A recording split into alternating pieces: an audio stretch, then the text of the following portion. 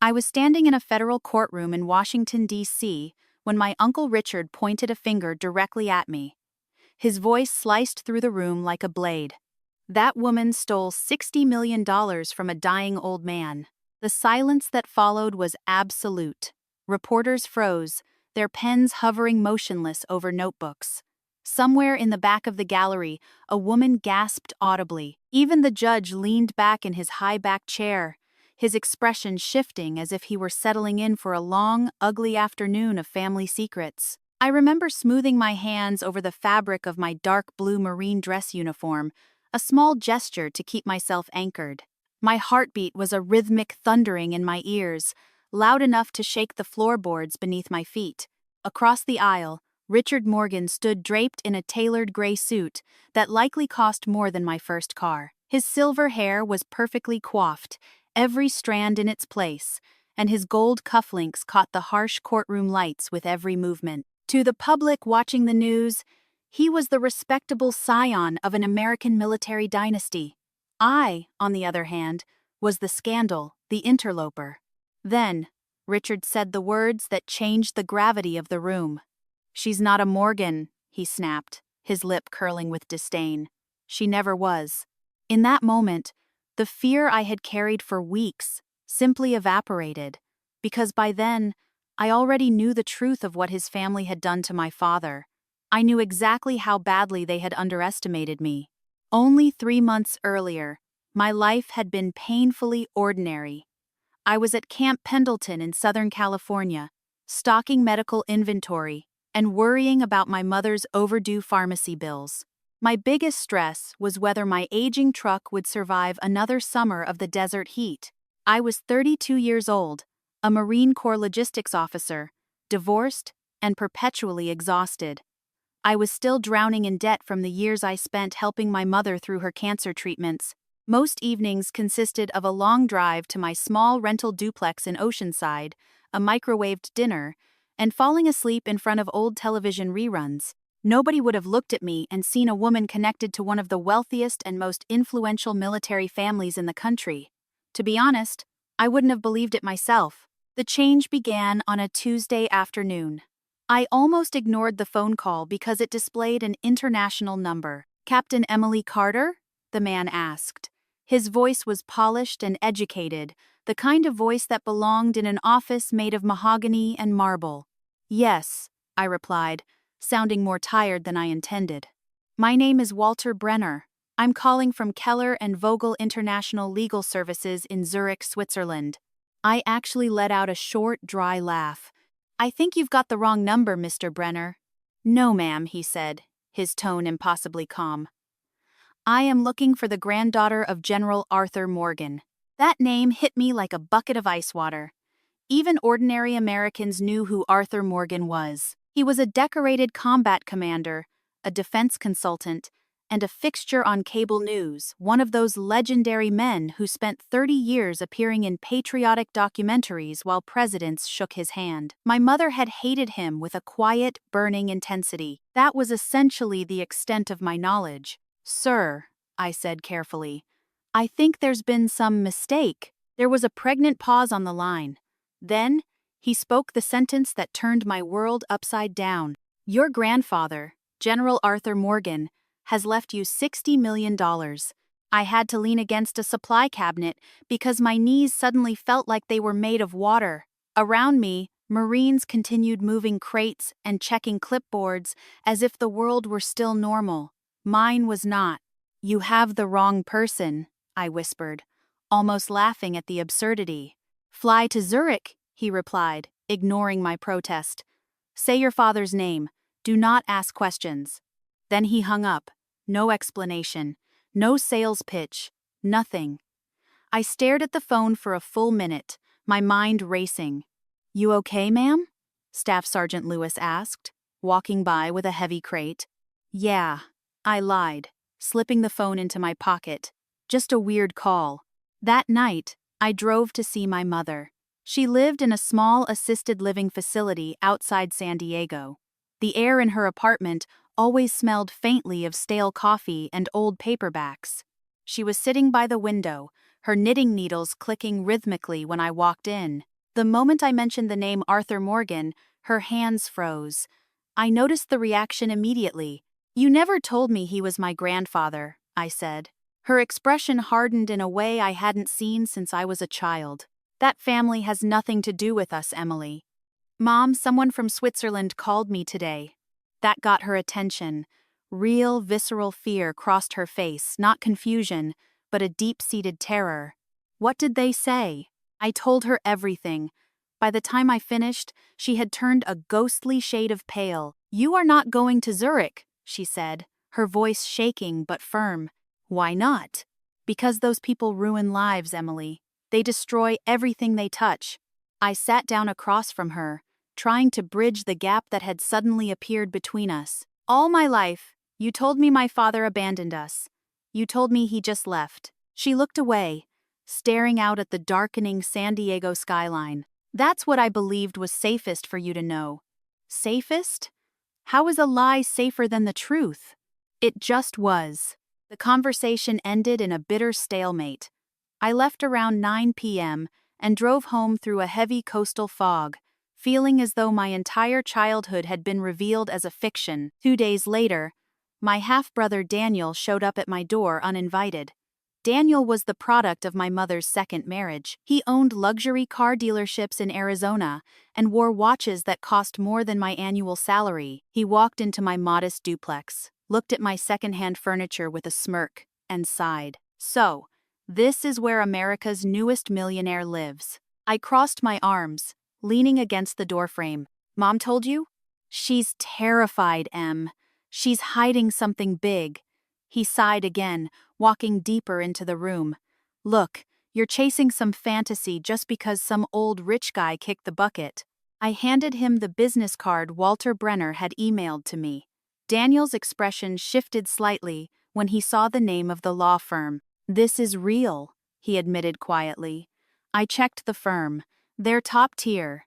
Still, he shook his head. "You can't seriously be thinking about going over there." "Why not?" "Because families like that don't just hand over fortunes to strangers." "I'm not a stranger if he was my grandfather." Daniel laughed, a bitter, sharp sound. "You really believe that? You really think you're one of them?" That irritated me more than I expected. "You know what, Daniel? Some people don't spend their whole lives measuring their worth by a bank account. And some people," he shot back, "don't know when they're being played." After he left, I sat awake for hours, staring at an old wooden box my mother used to keep hidden in the back of her closet. She had finally given it to me years ago after she got sick. Inside were old photographs, faded military patches, and a single torn picture of my mother standing beside a Marine officer. His face had been violently ripped away from the image. I realized something then that chilled me to the bone. Maybe my mother hadn't destroyed that photograph because she hated him. Maybe she destroyed it because she was terrified that someone else would recognize him. 3 days later, I requested emergency leave.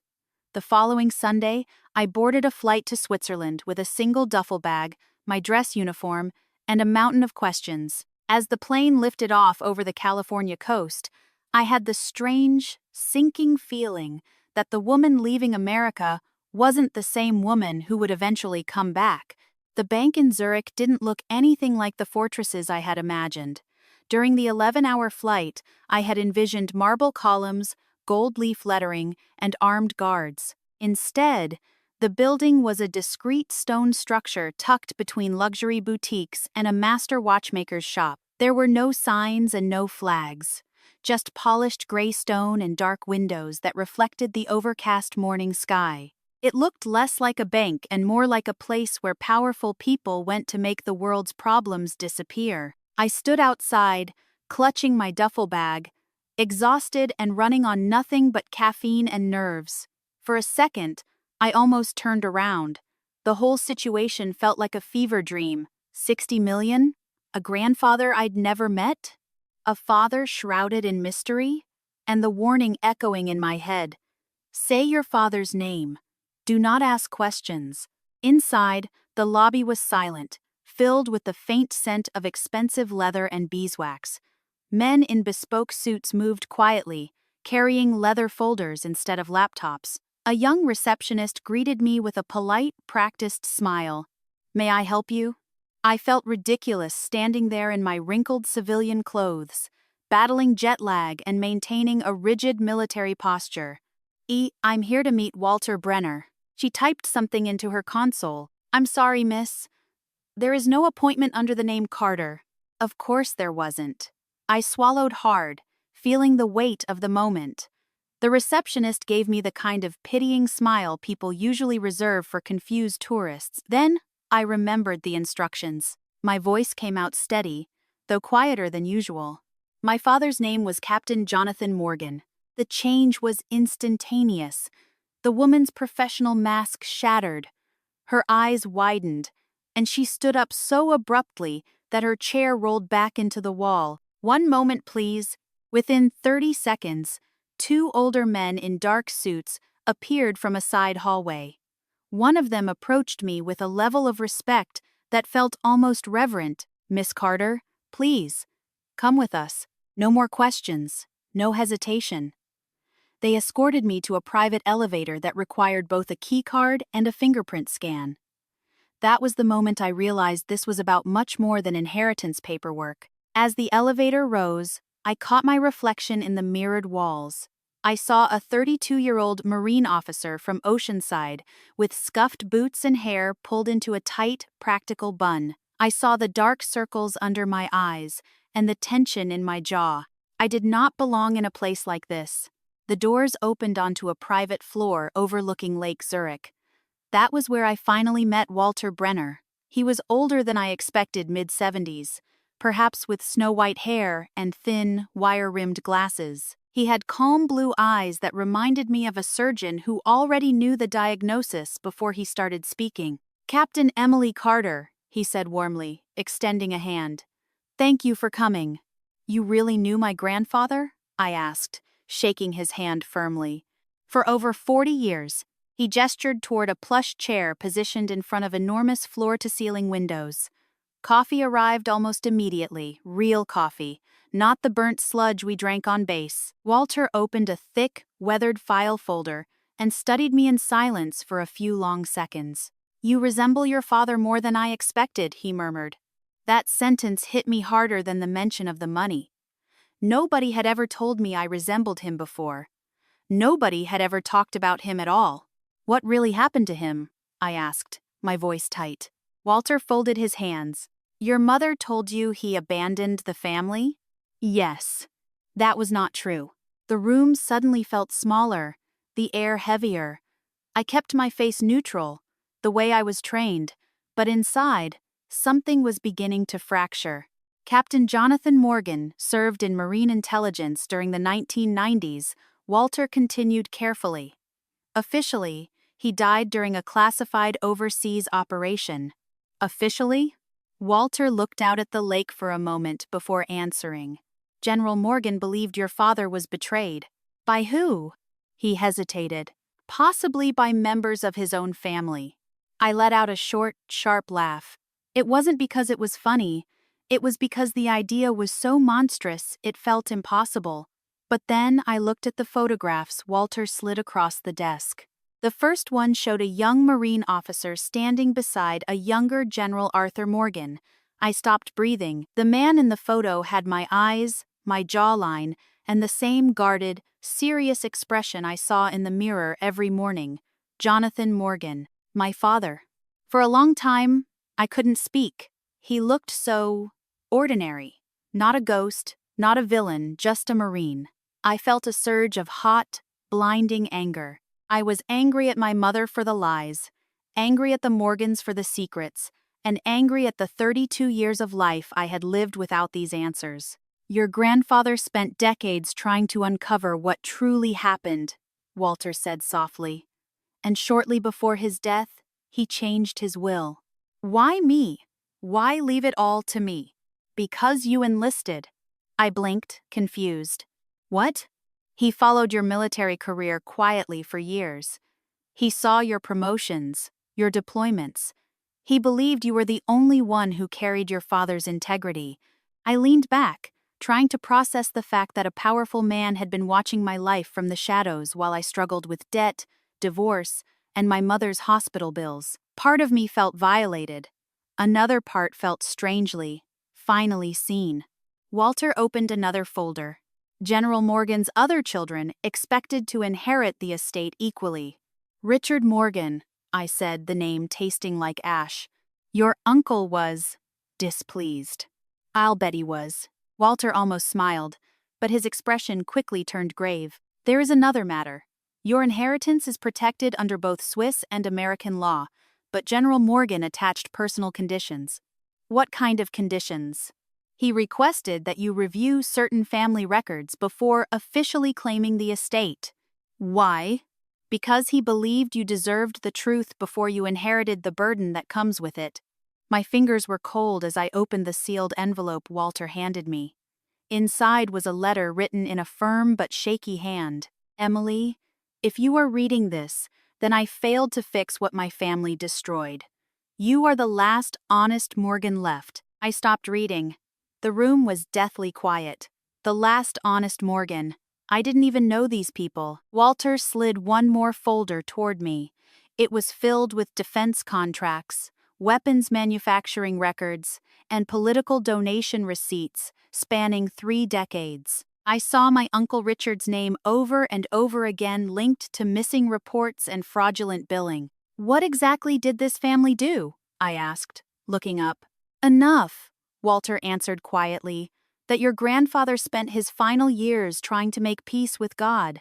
That night, alone in a luxury hotel room, I sat awake until dawn reading through classified copies and faded letters. Around 3 a.m., I found something that made my hands shake uncontrollably. It was a letter from my father to my mother that had never been opened. Suddenly, I understood. My father hadn't abandoned us. Someone had made sure we never heard from him again. I barely slept. The letter lived in my mind. Claire, if anything happens to me, promise me you'll keep Emily away from the Morgan family. There are things my father allowed that he can never undo. I love you both more than my own life. Jonathan, those weren't the words of a man running away. They were the words of a man trying to build a wall between his child and a monster. When I returned to the bank the next morning, Walter saw the exhaustion on my face. You've been reading all night. Yes, I said, sitting down. My mother lied to me my entire life. Your mother was frightened, Emily. That doesn't make it right. No, he admitted. It does not. I opened the folder again, my finger tracing a line on a document. There are references here to defense contracts. What exactly was my father investigating? Walter took a breath. In the early 90s, Jonathan discovered evidence that military suppliers were overbilling the government through fraudulent overseas contracts. Very senior officials and private defense companies were involved. People with deep political connections. And my family? Members of your family profited immensely from those contracts. The room felt cold. I had spent my adult life serving in the Corps, believing that honor, duty, and integrity were the only things that mattered. We lose marriages and health for those words. And now, I was learning that my own bloodline had used patriotism as a cover for a counting house. So my father threatened to expose them? General Morgan believed Jonathan intended to testify, and then he disappeared. You keep saying believed. Why not knew? Because no body was ever recovered. That sentence hung in the air. I remembered how my mother refused to sign the paperwork to declare him dead for years. I thought it was grief. Now, I realized it was a sliver of desperate hope. Walter handed me a private journal. I turned to a page where the handwriting was rough and jagged. I failed my son. I taught my children discipline, but I forgot to teach them morality. Your grandfather became a different man at the end, Walter said. What happens if I refuse the money? Walter looked genuinely shocked. You would walk away from $60 million? I'm asking what happens to it. The estate would likely revert to Richard Morgan and the other surviving heirs. I thought of Richard in his multi-million-dollar Virginia mansion, while my mother struggled to pay for her chemotherapy. The anger inside me didn't just burn, it crystallized. No, I said, my voice like iron. That's not going to happen. Walter gave me a small, approving nod. Good. Perhaps there is a bit of your grandfather in you after all. That afternoon, Walter set up a secure video call with the estate attorneys in Washington. That was the first time I heard Richard's voice. You should have stayed in California, he said, his face cold and distant on the screen. And you should have told the truth 30 years ago, I replied. His eyes narrowed. You know nothing about this family. I know my father wrote letters my mother never received. I know about the contracts, Richard. He exhaled slowly. You think Jonathan was a hero? He was reckless and naive. He thought exposing corruption would purify the world. He was a Marine, I snapped. If you challenge this family publicly, Richard warned, your life will become very unpleasant. I almost smiled at the screen. I'm a Marine, Mr. Morgan. Unpleasant is usually what we deal with before breakfast. Walter muted the call before Richard could explode. He actually chuckled. Your grandfather would have loved that. But the smile didn't last. I realized this wasn't about the money anymore. It was about the decades of struggle my mother endured alone. It was about my father being branded a ghost while these people built empires on his silence. They wanted me quiet. They wanted me to take the money and disappear. That evening, Walter took me to a quiet restaurant by the lake. You remind me of Jonathan, he said over dinner. Everyone says that. It's not just the face, Emily. It's the fact that you believe truth matters more than comfort. That belief got him killed, I pointed out. Yes, Walter said softly. Sometimes it does. Back in my hotel room, I watched the lights ripple on the dark water. I used to think revenge was for the movies, but as I stood there, holding the proof of what had been stolen from my father, I understood how it truly began. It doesn't start with rage. It starts with a grief so deep it hardens into a singular, unbreakable purpose. For the first time in my life, I wanted the Morgans to feel the pain my mother had carried for 30 years. When I landed back in the US, the world looked disturbingly normal. People were rushing for flights, arguing over luggage, and checking the weather. They had no idea I was carrying enough secrets to topple a dynasty. I drove toward Virginia through a cold autumn rain. Walter had warned me the memorial service for General Morgan would be a massive affair, politicians, generals, and CEOs. He wasn't kidding. Black SUVs lined the road for half a mile. I put on my dress uniform. The metals, the polished brass, the crisp lines, it felt like armor. As I stepped out of the car, the conversations around me died down. They knew who I was. The surprise air. The scandal. An older Marine at the gate gave me a sharp, respectful salute. Morning, Captain. Morning, sir. Inside the chapel, the air was heavy with the scent of lilies and old wood. Giant portraits of the generals stood near the altar. America loved this man. But his family? They were radiating tension. I saw Richard immediately, surrounded by a phalanx of lawyers. He looked like the king of the mountain. Then he saw me. His face turned to stone. He began walking toward me, the crowd parting like the Red Sea. You shouldn't have come, he whispered harshly when he reached me. He was my grandfather, I said, my voice carrying just enough for others to hear. He was a man manipulated by an opportunist at the end of his life. Walter Brenner described him as perfectly lucid, I countered. Richard's jaw tightened. You have no idea what you're walking into, Emily. You're out of your league. We'll see about that, Uncle Richard. I understand now. My father died while your side of the family only grew richer. The words landed with more weight than I had anticipated. For a fleeting second, the mask of corporate indifference slipped, and Richard looked genuinely shaken, the color draining from his face. But then, the familiar wall of indignation rose again. Jonathan destroyed himself, he hissed, his voice dropping to a low, dangerous vibration. He was on a crusade to expose corruption that didn't need exposing. You think the world rewards honesty, Emily. Grow up. I stared at him with a cold, analytical intensity. That single sentence revealed more about the rot within the Morgan family than any legal file or private investigator ever could. Before I could fire back, A new voice cut through the tension. Richard. An older man stepped into our orbit, wearing the crisp, decorated uniform of a retired Marine colonel. He was tall, bearing his years with a rigid, undeniable grace, his white hair cropped in a strict military cut. Deep lines were etched into his face, framing eyes of a piercing, sharp blue. Richard immediately recoiled, his posture stiffening. "Colonel Harris," Richard said, his voice tight with uncharacteristic deference. The colonel ignored him entirely, centering his focus on me. "You must be Emily." "Yes, sir." He gripped my hand with a firmness that spoke of old-fashioned integrity and shared history. "I served with your father, Captain." The words sent a sudden chill through me. Everything inside me went still. Richard muttered a sharp curse under his breath and walked away without another word. Colonel Harris watched him retreat with a look of quiet disdain. "That family still believes money can buy an exit strategy from any consequence," Harris observed. "You knew my father well?" I asked, my voice barely a whisper. "Well enough to know he'd be damn proud of you standing your ground here today." That nearly shattered the last of my professional composure.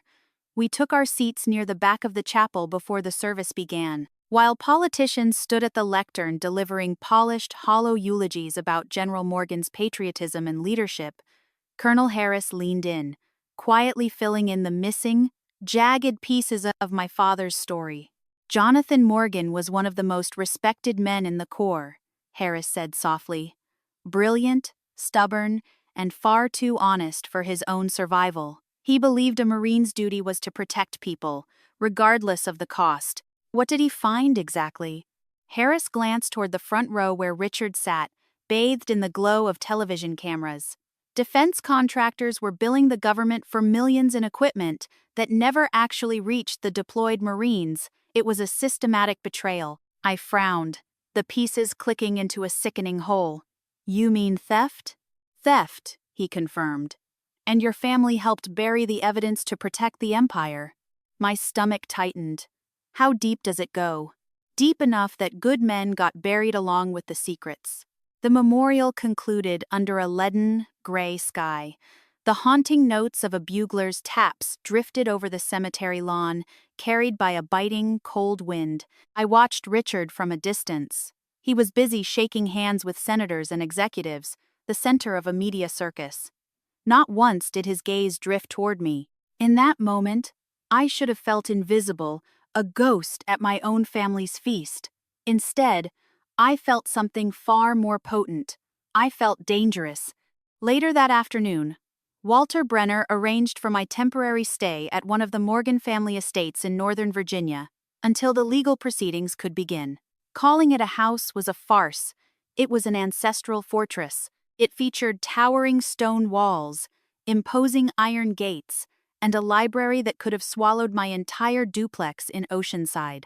I wandered through the silent, vaulted hallways lined with military portraits and oil paintings of stern-looking ancestors.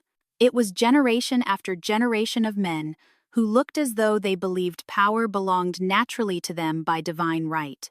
I wondered how many secrets lived behind those wainscoted walls. That evening, Daniel called unexpectedly. "How bad is it?" he demanded the moment I picked up. "What?"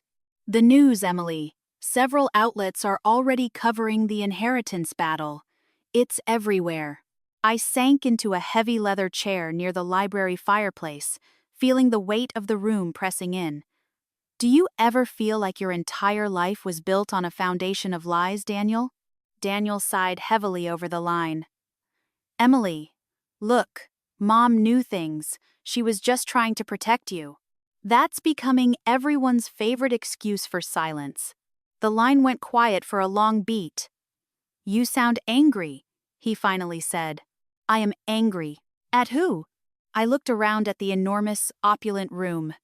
"At all of them. And honestly, at you too. Because even Daniel had mocked my claims before learning the inheritance was real. You need to be careful," he warned, his voice dropping an octave. "Families with this kind of money don't lose quietly. They don't know how to. I'm not afraid of them. That's exactly why I'm worried." After the call ended, I poured myself a glass of bourbon from the study bar and sat alone in the dim light for a long time. Around midnight, I found myself wandering into General Morgan's private office. The room smelled faintly of expensive cigars and aging paper. One wall was a gallery of military commendations, another held family photographs. That's where I finally saw it. A framed photo of my father holding me as a baby. I stopped breathing for a second. He looked younger than I expected, smiling, vibrant, and undeniably proud. Beside the frame sat another photograph. General Arthur Morgan standing nearby, watching us both. My grandfather had known me since infancy. He had watched me from the shadows for 30 years. I sat down slowly behind the massive mahogany desk. All those years my mother struggled, all those birthdays without answers, all those nights wondering why my father never loved us enough to stay. And somewhere behind these walls, the truth had existed the entire time. The rage that rose inside me then felt cold and controlled, a product of Marine training. It wasn't emotional chaos, it was purpose. I finally understood something dangerous about revenge. The most powerful revenge isn't a scream, it's patience. For the first time, I started thinking less about surviving this family and more about dismantling them. The hearing began on a rain-slicked Monday morning in Washington, D.C. By then, my face had already appeared on cable news enough times to make strangers stare at me in hotel elevators. The forgotten Morgan granddaughter, the Marine heiress, the woman challenging America's most powerful military dynasty. The media loved the neat little headlines, but the reality felt much uglier. I stood outside the federal courthouse in my dark blue Marine uniform while reporters shouted questions from behind the barricades. Captain Carter, did General Morgan secretly support you for years? Are you planning to sue the rest of the Morgan family? Do you believe your father was murdered? Flashes exploded in my face. Microphones were shoved toward me like weapons. I ignored all of it, walking inside, flanked by Walter Brenner and my attorney, Linda Carver, a sharp-eyed woman in her 60s who spoke as if every word cost $1,000. "You're doing well," she murmured as we passed through security. "I feel like I'm going to throw up. That means you still understand consequences. Good." Inside the courtroom, Richard Morgan was already seated, flanked by 3 attorneys who surrounded him like bodyguards. For the first time since meeting him, he actually looked tired. Not weak, but worn down. The past few weeks had damaged him. Financial journalists were investigating the Morgan empire, and veterans groups were demanding answers about old defense contracts. The family, that once controlled every room now, looked defensive everywhere they went. Richard glanced at me as I took my seat. There was hatred in his eyes, but something else too. Fear. The judge entered, and the hearing officially began. For hours, lawyers argued over estate law, mental competency, and trust structures complicated enough to make my head ache. I sat quietly, listening to strangers discuss my life as if I were a business transaction. Then, Richard's attorney called me to testify. I walked to the witness stand with the same controlled posture I used during Marine inspections. Calm, breathing, steady hands, never show weakness in public. Richard's attorney smiled politely, but it was the kind of smile a predator uses before the kill. "Captain Carter," he began smoothly. "Before last month, you had never met General Morgan personally, correct?" "Correct.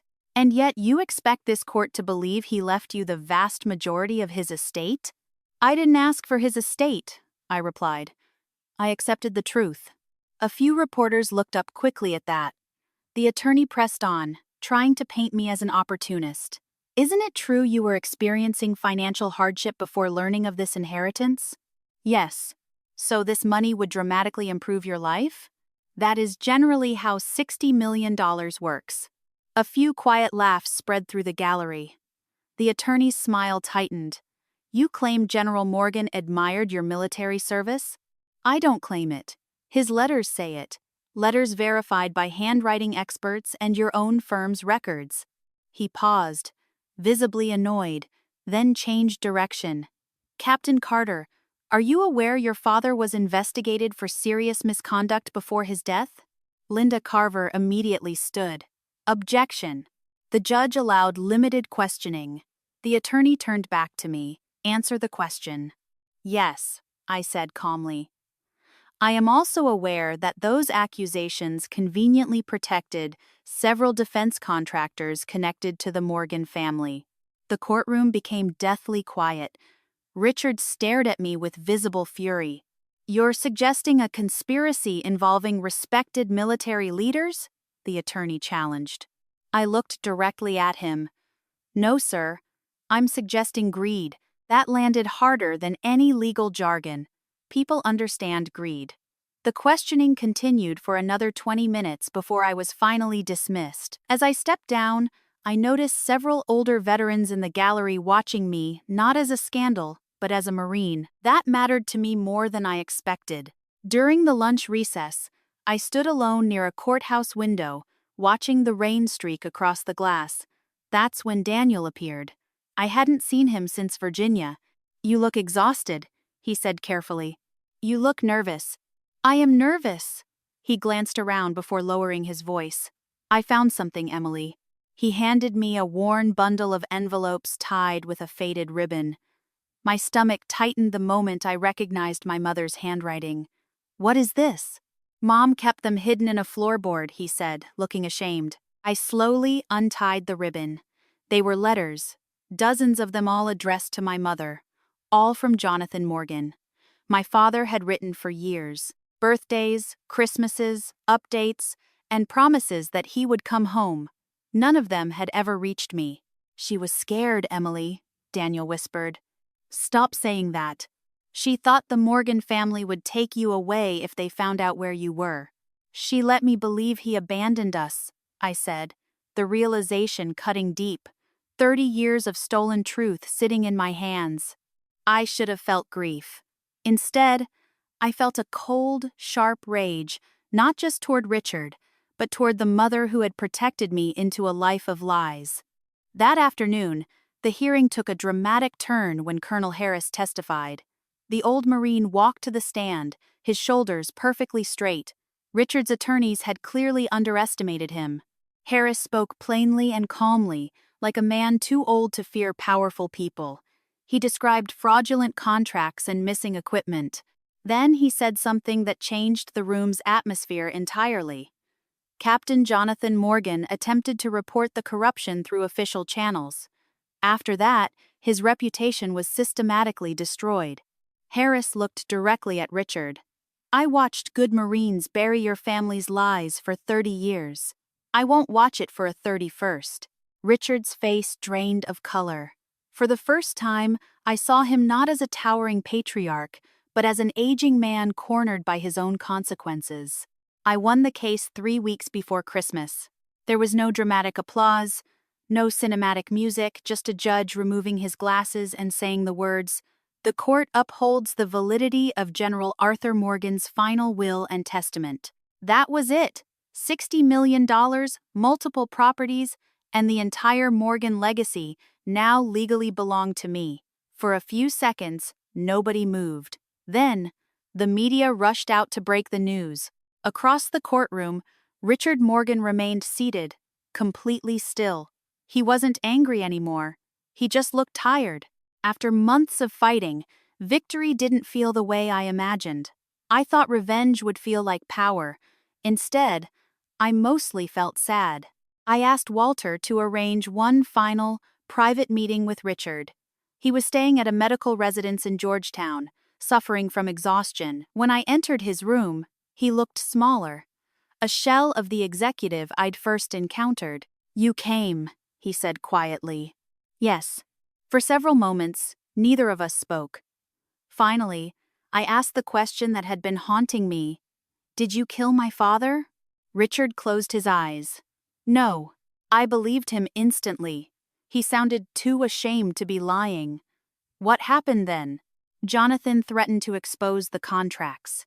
There were senators involved, officials, too much money at stake. "And you protected them?" "We thought we were protecting the family," he whispered. "We thought they would just discredit him, quiet him down. We never believed he would disappear. The room fell silent, save for the rain against the window. You abandoned him, I said. Richard nodded. Yes. No excuses. Just the truth. Your grandfather hated himself for it. He spent 30 years trying to buy the forgiveness he knew he didn't deserve. That sentence explained everything. The inheritance wasn't a gift. It was a debt. Generational guilt wrapped in wealth. I know you hate me, Richard said. No, I replied honestly. I think you're weak, and that's worse. Before leaving, I stopped at the door. Why leave everything to me? His tired eyes softened slightly. Because you became the person this family always pretended to be. I drove away from Georgetown feeling strangely lighter. Not healed, but clearer. Most revenge ends in sadness, because no victory can return the years that were stolen. A week later, Daniel visited the estate. He arrived without his usual sarcasm. I owe you an apology, he said. I was jealous. You spent your life actually serving people, while I spent mine chasing a ghost of a fortune. We sat in the library for hours, talking honestly for the first time in our adult lives.